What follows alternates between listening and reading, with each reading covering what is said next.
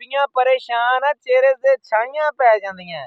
ਬੜੀਆਂ ਕਰੀਮਾਂ ਲਾ ਲੀਆਂ, ਬੜੇ ਟੋਟਕੇ ਇਸਤੇਮਾਲ ਕੀਤੇ, ਲੇਕਿਨ ਸਾਡੀਆਂ ਛਾਈਆਂ ਖਤਮ ਨਹੀਂ ਹੁੰਦੀਆਂ। ਇੱਕ ਚੀਜ਼ ਦਾ ਜ਼ਿਕਰ ਕਰਨ ਲੱਗਾ, ਸਿਰਫ ਇੱਕ ਚੀਜ਼ ਦਾ। ਵੀਡੀਓ ਭਾਵੇਂ ਸਾਰੀ ਵੇਖ ਕੇ ਵੀਡੀਓ ਸ਼ੇਅਰ ਕਰ ਤੇ ਚਾਹੇ ਹੁਣ ਕਰ ਦੇ। ਰਮਜ਼ਾਨ ਦਾ ਮਹੀਨਾ ਹੈ, ਸਾਰਿਆਂ ਅੱਗੇ ਇੱਕ ਰਿਕਵੈਸਟ ਆ ਕਿ ਸਦਕਾ ਜਾਰੀਆ ਸਮਝ ਕੇ ਰਮਜ਼ਾਨੁਲ ਮੁਬਾਰਕ ਦੇ ਵਿੱਚ ਸਦਕਾ ਵੀ ਕਰਿਆ ਕਰੋ ਤੇ ਤੁਹਾਡੀ ਵੀਡੀਓ ਸ਼ੇਅਰ ਕਰਨਾ ਵੀ ਸਦਕਾ ਜਾਰੀਆ ਹੈ।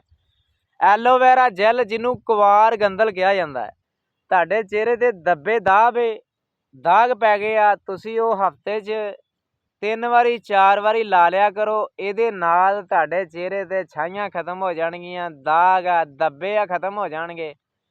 ਤੇ ਜਦੋਂ ਵੀਡੀਓ ਸ਼ੇਅਰ ਕਰੋ ਤੇ ਥੱਲੇ ਮੈਸੇਜ ਕਰ ਦਿਆ ਕਰੋ ਕਿ ਭਾਈ ਅਸੀਂ ਵੀਡੀਓ ਸ਼ੇਅਰ ਕੀਤੀ ਆ, ਤੇ ਇਨਸ਼ਾਅੱਲਾ ਪਤਾ ਚੱਲਣਾ ਚਾਹੀਦਾ ਹੈ ਕਿ ਵਾਕਿਆ ਹੀ ਕਿਸੇ ਨੇ ਵੀਡੀਓ ਸ਼ੇਅਰ ਕੀਤੀ ਸੀ, ਮੈਸੇਜ ਕੀਤਾ ਹੈ।